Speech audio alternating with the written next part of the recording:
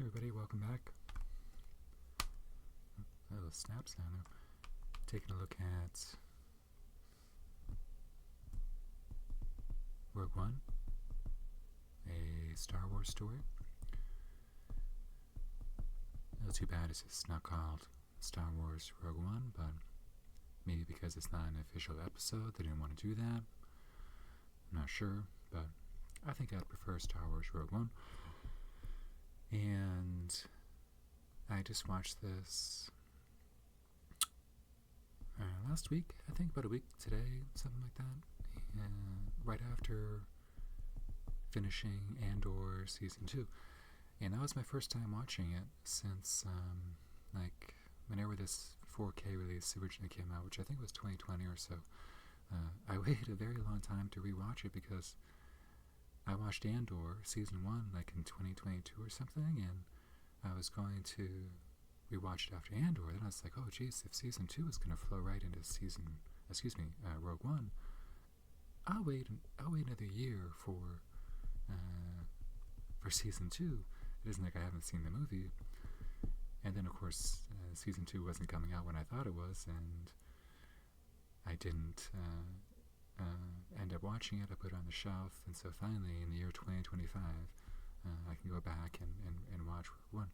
I actually saw this twice in the theater, and I saw again, of course, when the 4K came out, and now I've seen it just last week, so I've seen it 4 times now, which is not like a lot. I know some people watch movies over and over and over again, but I watch a lot of movies, so I don't really do that all that much.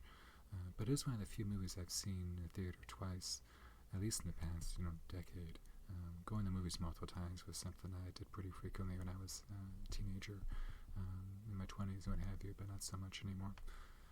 So this is the Canadian release, which is why we have some French here. Flip this over. And yes, this is PG in Canada, G in Quebec. I think it's PG-13 in the States. I think so. I think this and Revenge of the Sith are the 2 PG-13 Star Wars movies. But so uncover the events that launch A New Hope. So I guess this would be like, if it were an episode 3.5. So from Lucasfilm comes an epic adventure. Can you see that? Not really. That's all right. From Lucasfilm comes an epic adventure and spectacular 4K Ultra HD Rogue One Star Wars story. In a period of great conflict, a group of unlikely heroes, led by Jyn Erso, a daring fugitive, and Cassian Andor, hey, he has a TV show, a rebel spy, band together on a desperate mission to steal the plans to the Death Star, the Empire's ultimate weapon of destruction. All that is true. And this comes with 3 discs, I think. I think this has a separate disc for the special features. So here's your digital code. The 4K disc is here. There's Felicity Jones playing Jyn Erso. And other 2 stacked discs here, maybe. Yes. So what's this one? This is the Blu-ray with a scene that's not in the movie. So I know Gareth Edwards shot a lot of content that didn't actually make the final cut. You can see some of that in the trailers that were some of the earlier trailers for the movie. And yes, the bonus disc has the special features on it. Again, the stacked discs, which is seemingly pretty common with these. And what's on here? So looks like Rogue Idea, Jyn the Rebel, Cassian the Spy, Kay the Droid. Yeah, it just goes to the characters here. I haven't actually watched any of it. Again, I'm not really I don't want to say into watching special features. I just end up watching so many movies I never get around to watching the special features. And when I started doing these videos, I end up reading the back of the cases, and I see special features that actually interest me. And I'm like, oh, geez, I really should have watched that. So maybe it's just something I'll end up returning to for special features. Probably not. I'll definitely return to the movie again. So, but yes, anyway, so it's a lot different going back and watching this through the lens of Andor. And I haven't read too much online, which I try to, there's only so many opinions you can read online before you get opinion overload. But I love this movie when it came out in the theater, and I think as an ending to Andor, it totally works, especially in the sense of escalation, which I'll get to in just a moment. What really blew me away about this movie when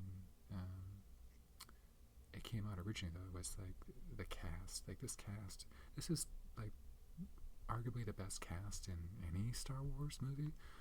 I wasn't familiar with Felicity Jones when this came out, but I am familiar with her since. Obviously, I've seen her in this, and I just actually saw her in The Brutalist, and she was really good in The Brutalist.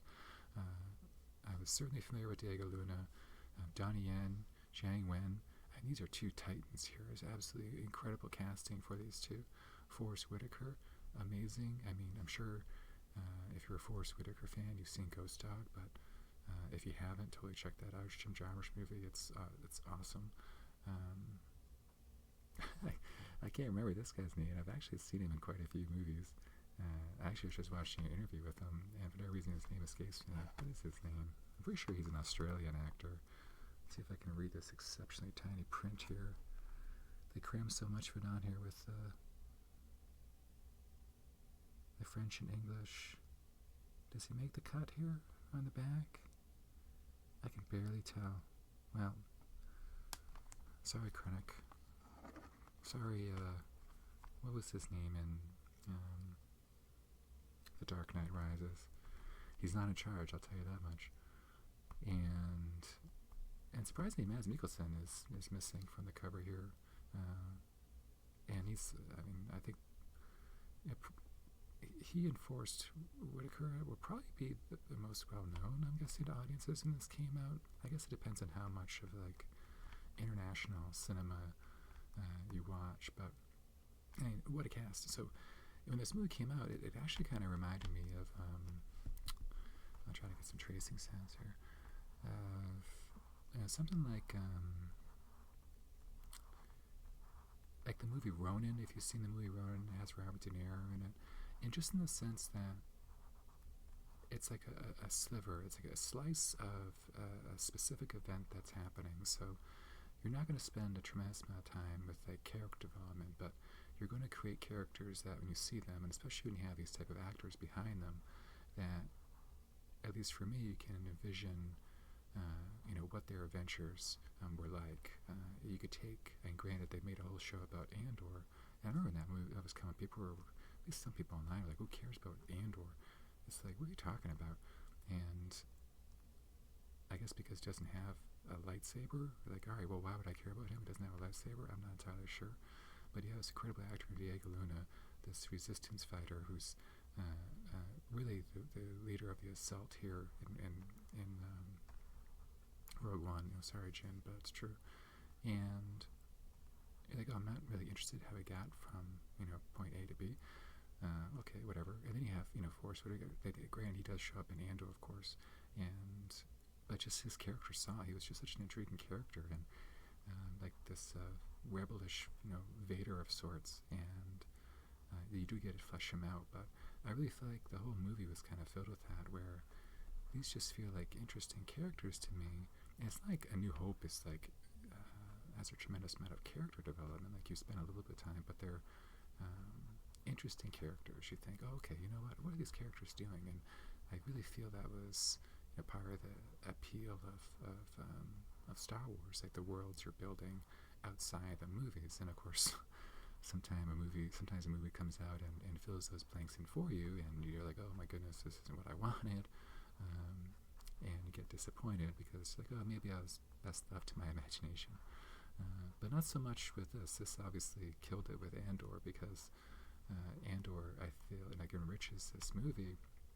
And when I guess if you haven't watched Andor yet, I don't want to do any spoilers, but obviously this is the climax to Andor, of course.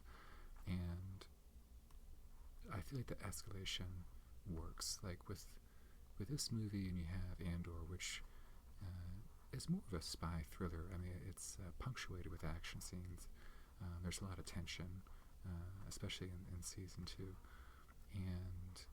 But it's definitely not like an action series.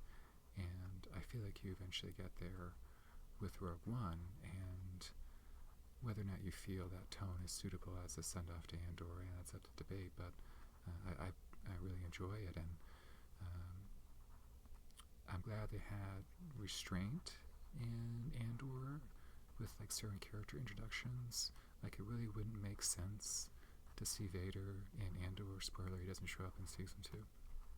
But what some would consider fan servicey in Rogue One, I feel from like an escalation standpoint, makes total sense now that Vader's showing up. It's like it's gotten to this point, like Vader is involved, and you've had 2 seasons of Andor really to build upon that. So I really enjoyed this as a way to cap Andor as the series finale, if you will. If Andor had a season 3, this could be episodes 1, 2, and 3. I mean, the episodes are around 40 minutes long. 40, 50 minutes, I guess, depending on the episode you're watching. And I thought it totally worked. And from a filmmaking standpoint, and visually, you have Greg Fraser shooting this movie. And Greg Fraser has collaborated with Gareth Edwards in, I think, all his movies except for Monsters so far. He did Godzilla, he did The Creator, and whether or not you find those movies, exciting, they're incredible to look at. I mean, Greg Fraser's just a brilliant cinematographer, and probably if you're like thinking, oh, what else have I seen with him? I'm like, well, if you've seen Dune, parts 1 and 2, he shot those movies. One movie that you may not have seen, and it's definitely not, science fiction, but is a gorgeous movie, is Bright Star, Jane Campbell's Bright Star, and he's a cinematographer in that, and it's like, oh, does his eye work for something that's more of a period piece? Absolutely, that movie is just phenomenal looking.